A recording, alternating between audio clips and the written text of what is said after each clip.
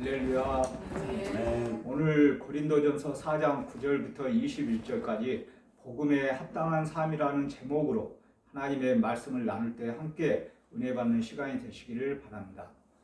제가 오래전에 직장에서 중점 관리 대상자 주무 업무를 할 때 어느 날 새벽 시간에 마약 수용자가 자살을 시도하였기 때문에 상담에 임한 적이 있었습니다.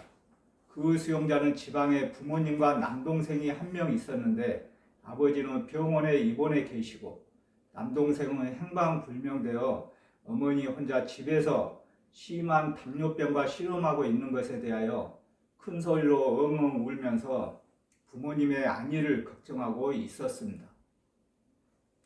이렇듯 아무리 포악한 살인자와 흉악한 범법자 누구라도 구치소에 들어와서 어머니를 이야기하고 아버지를 이야기하면 눈물을 펑펑 흘리며 가슴을 치며 후회하고 있습니다.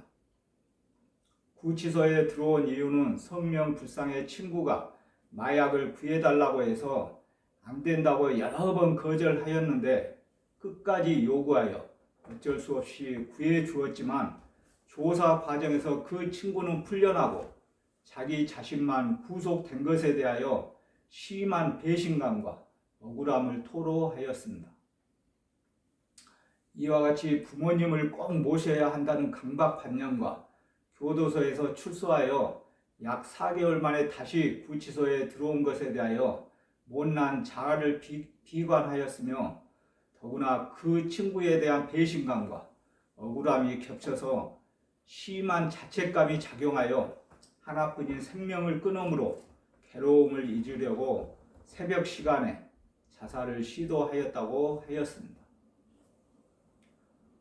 상담자인 저는 이와 같은 상황을 듣고 매우 가슴이 아프고 안타까운 마음에 함께 콘크리트 바닥에 무릎을 꿇고 손을 잡고 기도하였습니다. 그리고 기독 선교회에 요청하여 성경책과 영치금을 지원하였고 재판을 잘 받아서 조금이라도 빨리 출소하는 데 도움을 주어야겠다는 생각에 부친의 입원 확인서, 진단서, 장애인 증명서, 수급자 증명서와 모친의 진단서를 재판부에 제출하여 재판을 받는데 조금이라도 정상 참작을 받을 수 있도록 도움을 주었던 기억이 있었습니다. 사랑하는 성도 여러분, 그 마약 수용자는 부모님의 안위를 염려하면서 심한 자책감으로 고통을 겪고 있다고 하였지만 자녀가 교도소에 들어왔을 때 그것도 한두 번도 아니고 여러 번 들어왔을 때 부모님의 마음은 얼마나 청천벽력이었겠습니까? 또한 부모님의 마음을 조금이라도 헤아린다면 절대 할 수 없는 행동까지도 하였습니다. 부모는 자녀가 바르게 성장하지 못할 때 고통을 겪는다고 합니다. 그것은 자녀를 매우 사랑하기 때문에 겪는 고통입니다. 오늘 본문 말씀에서 사도 바울은 고린도 성도들에게 사랑하는 자녀를 대하는 아버지의 마음으로 복음에 합당한 삶을 살도록 권면하고 있습니다. 본문 9절 말씀에서 바울은 사역자의 모습에 대해 하나님이 그들을 세상 끄트머리에 두시고 죽음에 직면하게 하시며 천사와 사람들에게 극장의 배우와 같이 구경거리가 되게 하셨다고 말씀하셨습니다. 그리고 10절 말씀에서는 고린도 성도들이 왕노릇하는 모습과는 대조적인 비천한 모습을 보였습니다. 누가 비천한 모습을 보였죠? 사역하시는 분들이죠. 반대로 고린도 성도들이 왕노릇하는 모습과는 대조적인 비천한 모습을 보였습니다. 바울은 사역자들이 그리스도 때문에 미련하고 약하고 비천하게 되었다고 말씀하였습니다. 본문 말씀 11절부터 12절까지 다 같이 읽겠습니다.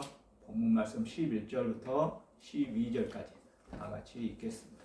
시작. 바로 이 시각까지 우리가 줄이고 목마르며 헐벗고 매맞으며 정처가 없고 또 수고하여 친히 손으로 일을 하며 모욕을 당한 즉 축복하고 박해를 받은 즉 참고. 아멘. 방금 읽었듯이 바울 일행은 줄이고 목마르고 헐벗고 매맞고 정처가 없었습니다. 그리스도 안에 있는 우리 역시 그리스도 때문에 손해를 감수해야 합니다. 왜냐하면 그리스도를 위해 고난받은 일의 목록은 곧 믿음의 증거가 되기 때문입니다. 사도 바울은 박해를 당하지만 참아냈고 비방을 당하지만 권면한다는 역설적인 반응을 나타내고 있습니다. 이는 바울이 자신을 세상의 더러운 것과 만물의 찌꺼기같이 생각했기 때문입니다. 우리 모두도 쉽지 않겠지만 바울은 자신의 실존이 더러운 것이고 겨우 찌꺼기라면 모욕을 당하거나 핍박을 당하거나 비방을 받아도 화나지 않다고 하였습니다. 자신을 가장 천한 존재로 여기면 이런 역설이 가능하다고 하는데요. 사역자의 모습으로 심한 박해와 비방을 받게 되면 바울과 같이 내 자신을 가장 천한 존재로 생각하며 여러분은 절대 화내지 않겠습니까? 어때, 화내지 않을 수 있겠습니까? 아니요. 저는 꼭 참으면서 차마 겉으로는 화를 내지 않겠지만 매우 죄송하지만 속으로는 화를 매우 낼 것 같습니다. 그러나 성경 말씀에서는 바울처럼 우리도 박해와 비방을 악으로 갚지 않고 선으로 대해야 한다고 말씀하였습니다. 제가 로마서 12장 17절 말씀을 읽겠습니다. 아무에게도 악을 악으로 갚지 말고 모든 사람 앞에서 선한 일을 도모하라.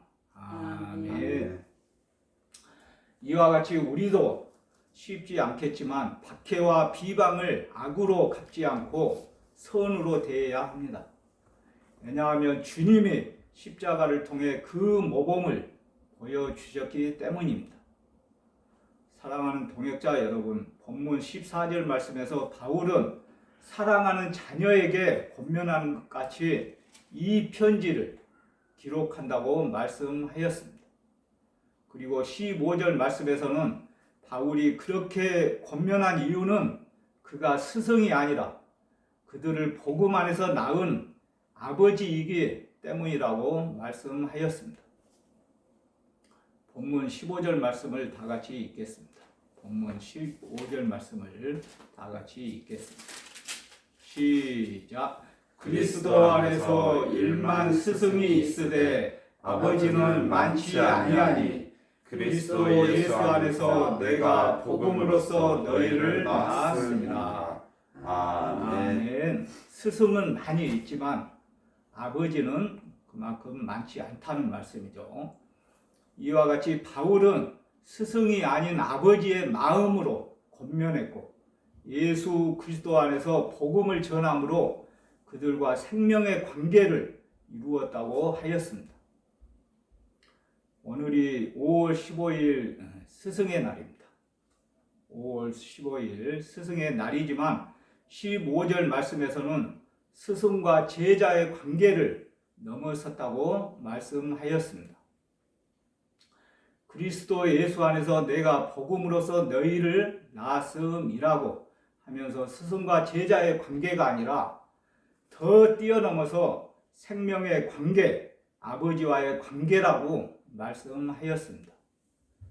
그래서 16절과 17절 말씀에서 바울은 고린도 성도들에게 자신을 본받는 자들이 되라고 요구하고 있습니다.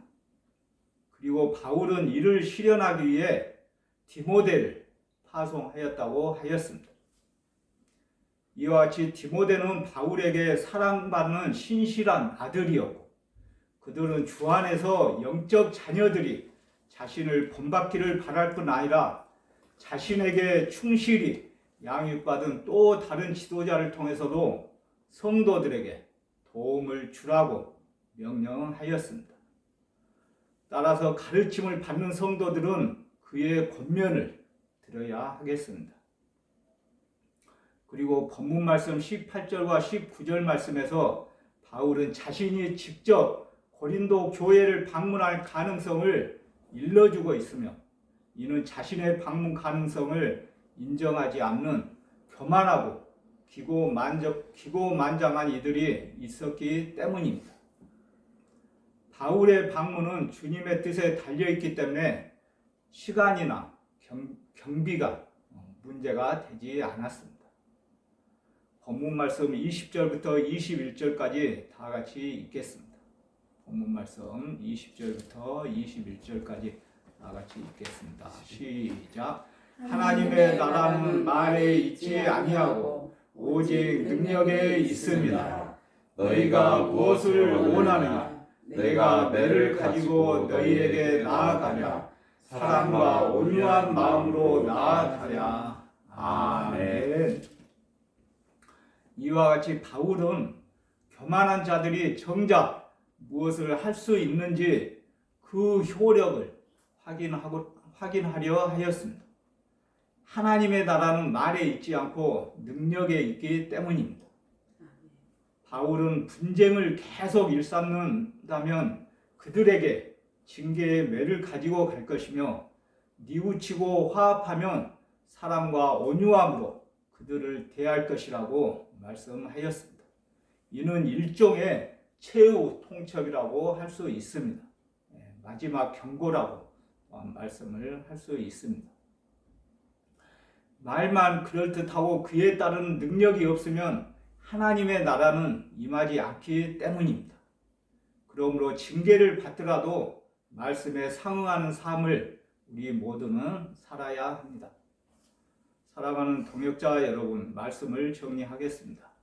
바울은 고린도 성도들과 맺은 생명 관계, 즉 스승과 제자 관계가 아니라 아버지와 자녀의 관계가 오직 예수 그리스도 안에서 복음으로 이루어졌다고 설명하였습니다.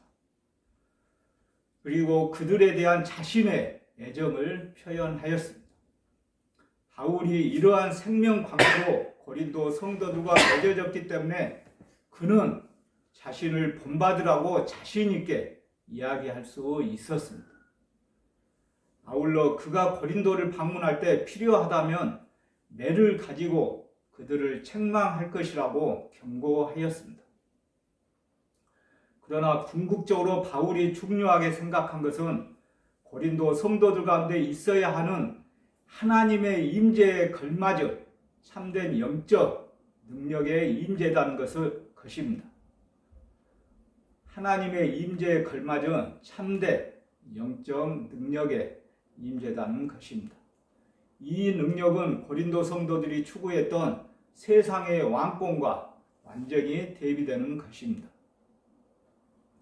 이와 같이 고린도 성도들은 세상을 닮으려는 모습으로 영적 아버지인 바울의 마음을 아프게 하기도 하였습니다. 우리는 어떤 자녀들입니까? 혹시라도 주님의 마음을 아프게 했다면 사랑의 회초리를 맞아야 되지 않겠습니까? 우리는 이러한 우를 범하지 않기 위하여 온전히 그리스도를 위해 고난을 받고 매일매일 그리스도를 닮아가려고 노력해야 합니다. 그리고 끝까지 복음에 합당한 삶을 살아갈 때 하나님의 나라가 그런 자에게 능력으로 임할 것임을 믿으시길 간절히 바랍니다. 할렐루야. 아멘. 아멘. 제가 기도하겠습니다. 바울은 그리스도 때문에 온갖 고난을 겪고 만물의 찌꺼기같이 되었다고 고백하였습니다. 그리스도 안에서 복음으로 나온 고린도 성도들에게 자신을 본받으라고 권하며 디모데를 먼저 보낸 이유를 설명하였습니다.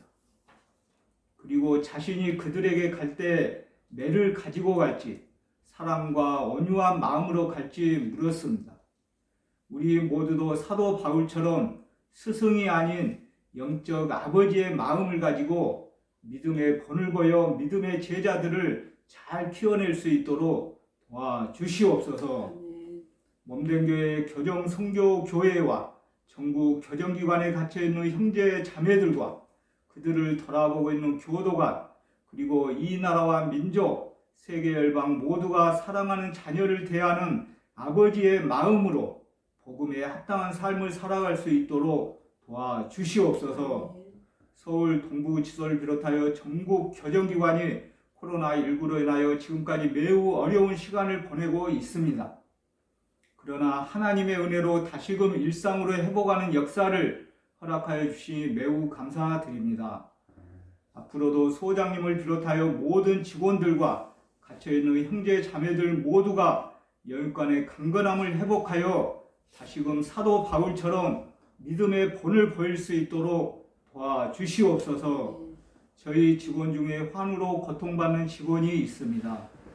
여호와 라파 하나님께서 아픈 부위를 깨끗이 치료하여 주시옵소서. 아멘. 그리고 이 땅 가운데 전쟁과 기근과 각종 전염병이 종식되게 하여 주시옵소서. 예수님 거룩하신 이름으로 간절히 기도드립니다.